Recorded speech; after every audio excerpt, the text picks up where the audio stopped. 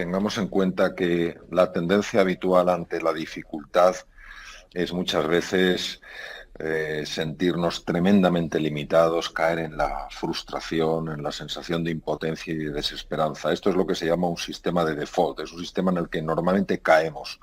Y hace falta un entrenamiento, hace falta un mapa para saber cómo podemos eh, activar otro sistema que tiene una conexión obviamente con los procesos mentales y cerebrales y que nos permite ver lo que normalmente está velado. Por eso es tan importante entrenar la mirada, porque si no aprendemos a mirar cualquier situación de una forma diferente, no podremos encontrar cosas nuevas. Y muchas veces yo sé lo desafiante que puede ser mirar una situación, bueno, muy dura con ojos diferentes. Pero es que no tenemos más remedio, porque el dolor de la dificultad ya lo tenemos, el sufrimiento de la dificultad ya lo tenemos, pues vamos a esforzarnos en encontrar algo más que eso, en ir más allá del dolor, ir más allá del sufrimiento y encontrar la oportunidad. El foco de la atención es probablemente una de las capacidades más potentes que tiene el ser humano. Lo que pasa es que el foco hay que entenderlo bien. Nosotros podemos imaginarnos un rayo de luz en el cual los fotones pues realmente no están completamente alineados. Entonces, bueno, iluminan una superficie y ya está. Pero nosotros podemos ver esos fotones en absoluta coherencia, con tal grado de alineación que ya ese rayo de luz se ha convertido en un rayo láser y es capaz de perforar una placa de metal. Entonces, quiero que nos imaginemos que esa dificultad, ese obstáculo con el que todos nos podemos encontrar cada día, dificultades o obstáculos en relación con la salud, con las relaciones, con nuestro estado de ánimo, con nuestra economía, etcétera, etcétera, fueran como una plancha de metal. Entonces, si nosotros solamente hemos desarrollado la capacidad de ese haz de luz, pues no podemos ver nada más que lo evidente, que es que eso es un obstáculo, esa es una dificultad.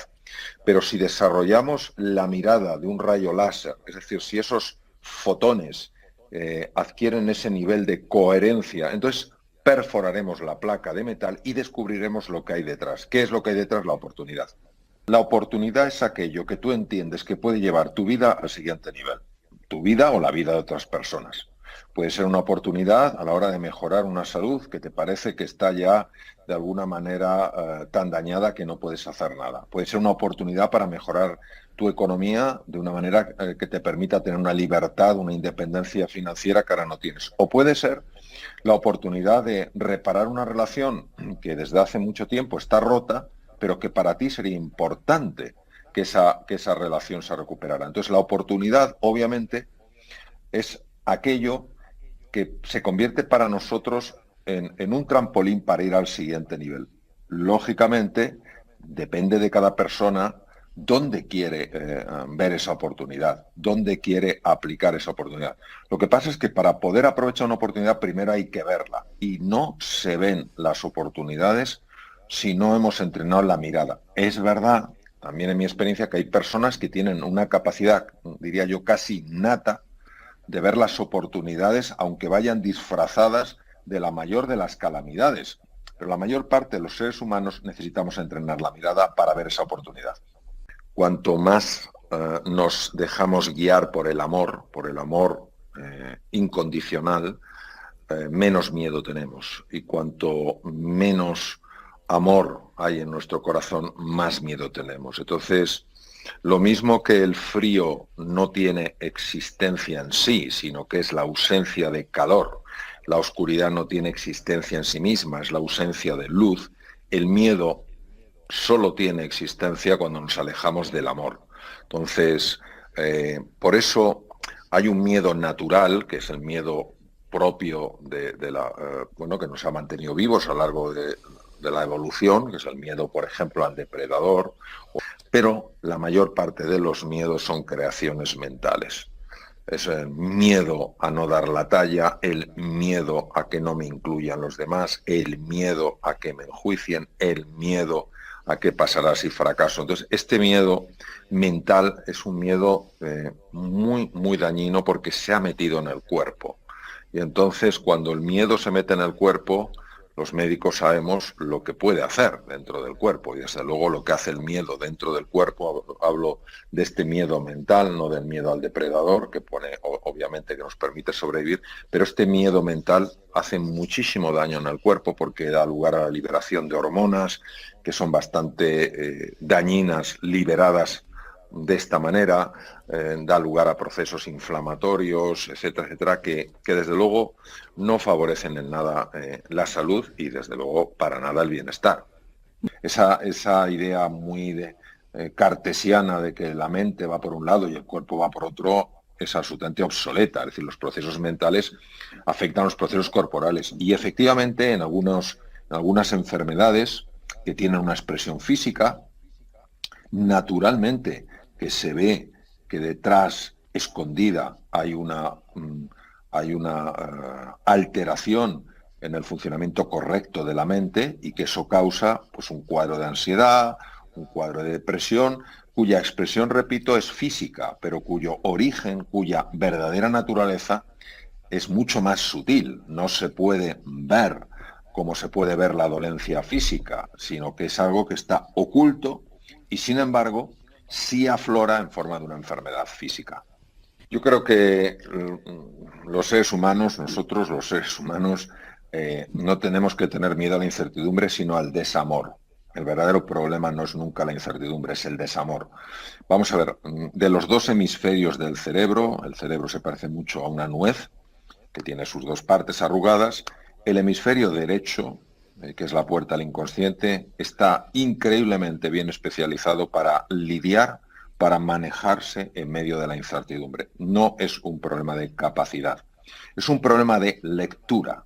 Nosotros hemos aprendido a leer la incertidumbre automáticamente como algo necesariamente arriesgado, necesariamente peligroso y que con muchísima frecuencia va a salir mal. Y esto es debido a que vivimos atrapados en una cuadrícula mental donde todo lo queremos controlar, todo lo queremos dominar, todo lo queremos acotar.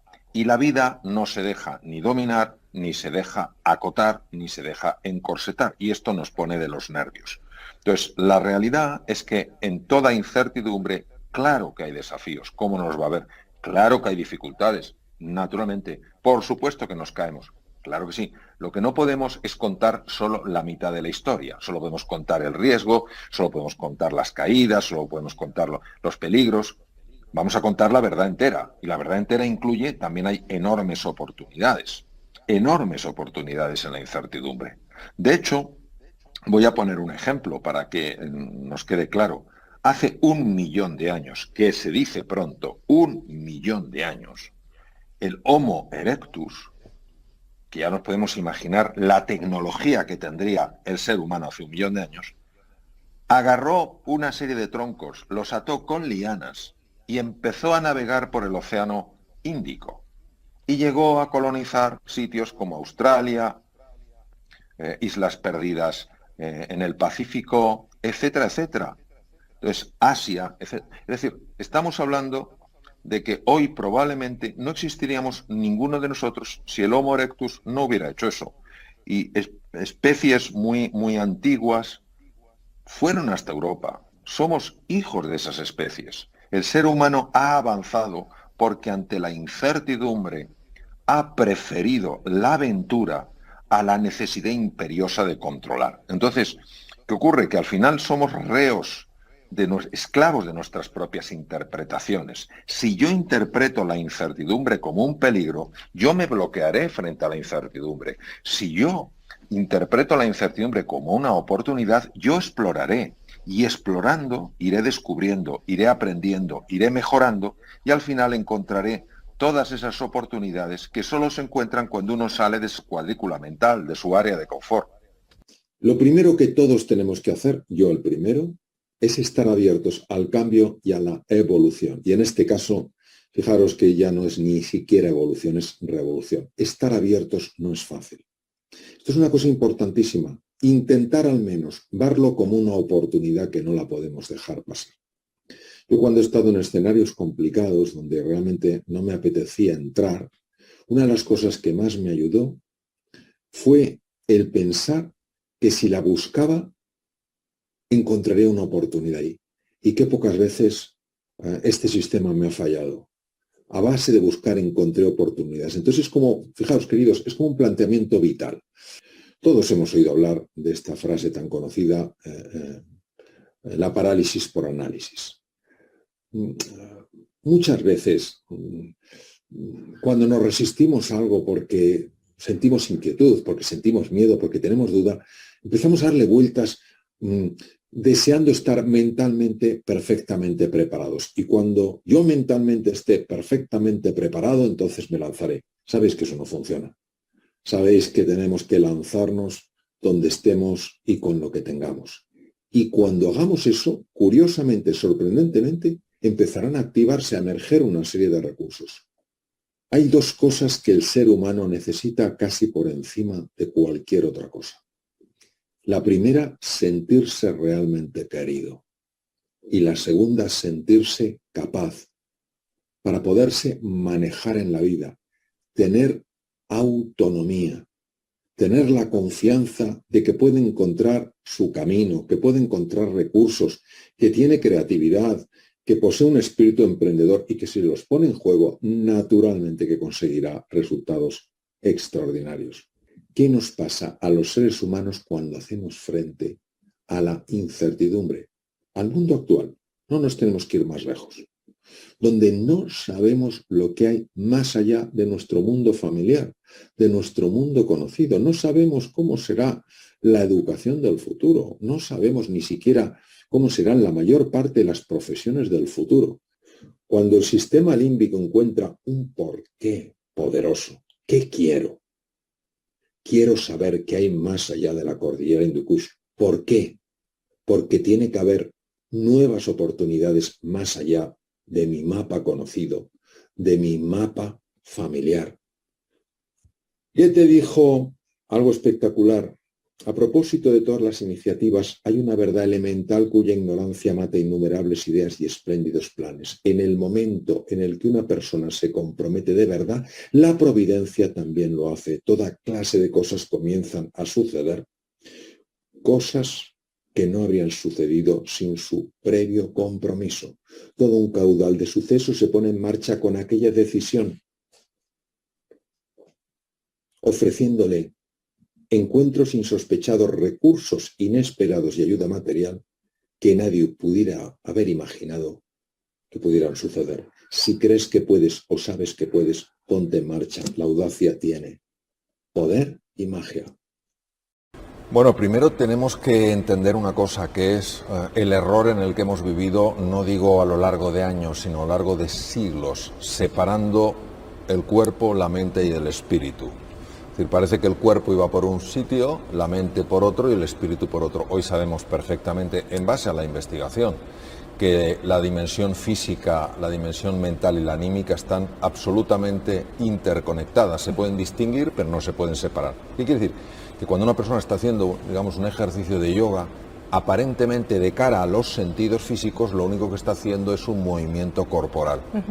De acuerdo a la introspección, es decir, a esos sentidos, lo que se llama la interocepción, esos sentidos que están captando lo que ocurre en el cuerpo, está habiendo una dinámica que no es captada por los sentidos externos. Pero es que además está habiendo cambios a nivel mental. Por ejemplo, en el caso del yoga, se han hecho estudios con electroencefalografía mientras se practicaba el yoga, y una de las cosas más bonitas que se ha visto es cómo los dos hemisferios del cerebro, el hemisferio izquierdo y el hemisferio derecho, uno más racional, otro más imaginativo, más asociativo, empezaban a comunicarse de otra manera. Entonces, lo que no podemos negar es que hay algo más allá de lo que captan los sentidos, y luego hay algo que durante muchos años no se le dio importancia, que es el qualia. Qualia es la experiencia en primera persona íntima que estás teniendo. La ciencia a veces, de tan objetiva que quiere ser, pierde la belleza de la experiencia, y durante tiempo solo lo que se podía medir exactamente tenía valor, y la experiencia, alguien que decía, oiga, mire, es que yo he empezado, vamos a suponer en el caso del yoga, he ido a una clase, estaba súper tenso porque había tenido un problema en el trabajo, he estado una hora practicando yoga y salgo diferente, Oiga, mire, eso no tiene importancia. Oiga, pero es que yo lo he vivido, sí, bueno, lo he vivido, pero eso no está medido. Hoy en día, sobre todo lo que se llama la ciencia contemplativa, todo lo que es la experiencia en primera persona está sumamente valorada. Respecto a los estudios, claro, todas estas disciplinas, el yoga, el qigong, la meditación, tienen miles de años de antigüedad. La pregunta es ¿por qué ha tardado?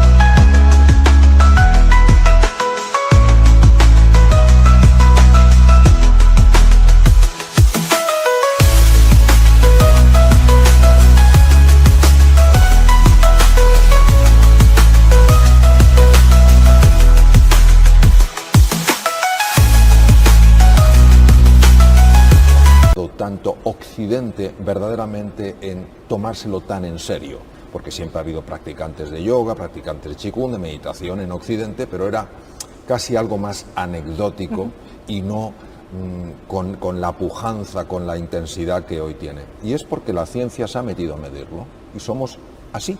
Y lo que la ciencia avala como real, decimos, pues entonces es verdad. Y nos olvidamos de que hay miles de años que han estado avalando la bondad de ciertas metodologías, porque sencillamente, si no, no existirían. Entonces, ¿qué han demostrado, por ejemplo, los estudios científicos en lo que respecta a la meditación? Varias cosas. Por ejemplo, a nivel cognitivo, es decir, a nivel de capacidades mentales, una mejora muy significativa en cómo el cerebro procesa los datos, en la toma de decisiones y en el análisis de situaciones. A nivel electroencefalográfico se ha visto cómo hay una unificación de los dos hemisferios de tal manera que colaboran más, con lo cual la persona es más capaz.